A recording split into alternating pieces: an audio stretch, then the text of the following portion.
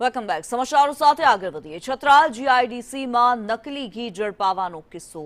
Gandhinagar range IG Virendrasinh યાદવનું મોટું નિવેદન સામે આવી રહ્યું છે.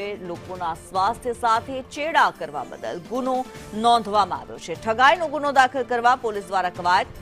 સપ્લાય ચેઇન શોધીને ક્રિમિનલ ઓફેન્સ દાખલ થશે. કેમિકલ ક્યાંથી લાવ્યા એ તપાસનો વિષય છે.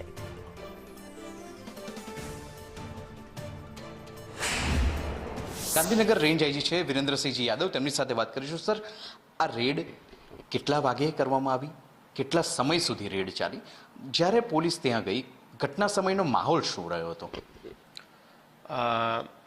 ये सांजे 6-6:30 વાગ્યાની આજુબાજુ પોલીસ બાતમીના આધારે છત્રાલ જીઆઈડીસીના યોગેશ્વર એસ્ટેટમાં ગઈ હતી અને ત્યાં જે આ ફેક્ટરી જે ચલાવતો હતો માણસ જનક ભાવસાર હાજર હતો અને એની અલાવા એના જે કામ કરવાવાળા જે લોકો છે 4-5 લોકો હાજર હતા અને ત્યાં એક એ મોટો ગોડાઉન હતો અને ગોડાઉનમાં ઘણા બધા બેરલ, બોક્સેસ, તૈયાર મટીરિયલ, તમામ વસ્તુઓ જે છે કે નહીં એ જોવા મળી હતી.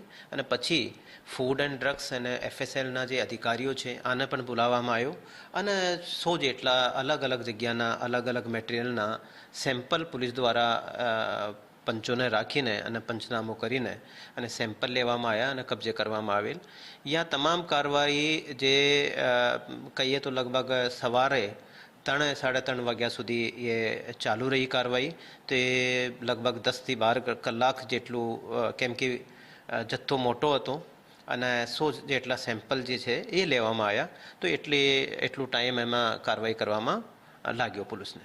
એક તો ક્રિમિનલ ઓફેન્સ પણ દાખલ થઈ શકે છે એમાં, અને જે ફૂડ એન્ડ ડ્રગ્સ ડિપાર્ટમેન્ટની જે સત્તા છે એને હેઠળ અને પેનલ્ટી પણ કરવામાં આવે છે. તો લોકોના સ્વાસ્થ્ય સાથે એક છેડા કરતા હતા, લોકોને ગલત જાણકારી આપતા હતા અને પછી એ વેચતા હતા. તો એ બાબતનું એક ઠગાઈનું પણ એમાં સેક્શન લઈ શકાય.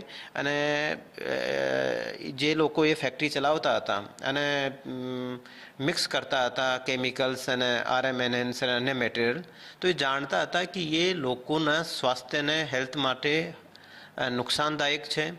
તેમ છતાં અને એવું પણ એ જાણતા હતા કે એવું લોકો એને ખાદ્ય પદાર્થ તરીકે લેશે તો લોકોના સ્વાસ્થ્યને નુકસાન થઈ શકે છે, આની જાનનું જોખમ થઈ શકે, અમુક હેલ્થ રિલેટેડ ડિઝીઝ જે છે એ પણ આવી શકે. તો એવું જાણતા હતા, તેમ છતાં એ લોકો વેચતા હતા. તો એક સેક્શન 110 જેમાં ગુનાહિત મનુષ્યવધ કરવાની કોશિશનું પણ એમાં ક્રિમિનલ ઓફેન્સ બને છે. તો તે દિશામાં પણ જે સેમ્પલ લેવામાં આવ્યા છે અને પરીક્ષણની રિપોર્ટ આવ્યા પછી તે દિશામાં પણ કાર્યવાહી કરવામાં આવશે.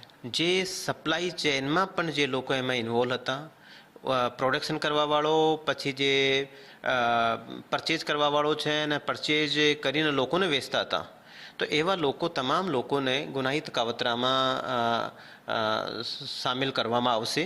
અને કયા કયા લોકોને કઈ જગ્યાએ એ મટીરિયલ વેચવામાં આવતો હતો તો તે બાબતે પણ તમામ અકાઉન્ટ્સની આની જે કોન્ટેક્ટ્સ છે આની તમામની, અને કેવી રીતે એ બિલ બનાવતા હતા આની તમામની ઇન્સ્પેક્શન કરવામાં આવશે. એમાં બેદરકારી કોઈ જગ્યાએ સ્થાનિક પોલીસની હોય એવું મને લાગતું નથી. અને સ્થાનિક પોલીસ અને ડાયરેક્ટ મારા ઓફિસમાં પણ લોકો હોય તો તમામ એક જ મારા અંડરમાં જ છે તમામ લોકો, એવી કોઈ બાબત નથી. હા, મને 1-2 દિવસથી અમુક જે છે કે નહીં કોઈ ઇન્ફોર્મેશન આવતી હતી કે એવું કોઈ જગ્યાએ છે. તો એને આ ઇન્ફોર્મેશનને અમે જે છે કે નહીં થોડા ઇમ્પ્રૂવ કર્યા અને પછી મારી ઓફિસથી જ અમુક અધિકારી કર્મચારીઓને વેરીફાઈ કરવા માટે અને કાર્યવાહી કરવા માટે હું મોકલ્યો હતો. તો એવી રીતેની કાર્યવાહી થઈ છે. સ્થાનિકમાં એમાં આપણે કહીએ તો કોઈ બેદરકારી એવી કોઈ જણાતી નથી. સર, આ લોકો છૂટી ન શકે એના માટે મજબૂત ચાર્જશીટ રજૂ કરવા માટેની પોલીસની શું રણનીતિ છે? રેન્જ પોલીસ શું કરી રહી છે? એમાં જે અમે તમામ પાસાઓ અત્યારે ચકાસી રહ્યા છે કે જે લીગલ પ્રોવિઝન્સ છે કે ક્રિમિનલ ઓફેન્સમાં કયા કયા સેક્શન્સ એમાં લાગશે અને કેટલી જે છેકની સજા છે, તો એવી રીતેનું અમે પણ અભ્યાસ કરી રહ્યા છે. અને એમાં જે પણ કડકમાં કડક જે પણ પ્રોસિજર છે અને જે એપ્રોપ્રિએટ સેક્શન છે એના તહેત કડકમાં કડક એફઆઈઆર કરવામાં આવશે પરીક્ષણના રિપોર્ટ આવ્યા પછી, અને આગળની જે છે એકની ઇન્વેસ્ટિગેશન પણ કરવામાં આવશે, અને પછી કડકમાં કડક પુરાવા હોય અને પુરાવાના આધારે ચાર્જશીટ કરવામાં આવશે, જેથી આ લોકોને ક્રિમિનલ એક્શન પણ આ લોકોને ખિલાફમાં સારી રીતે લેવામાં આવે. આભાર સર વાત કરવા બદલ. તો રેન્જ આઈજી વિરેન્દ્રસિંહજી યાદવ, જેમણે સંદેશ ન્યૂઝ સાથે ખાસ વાત કરી. મૂળભૂત રીતે લોકોના સ્વાસ્થ્ય સાથે ચેડા કરવા માટેની આ ઘટના છે.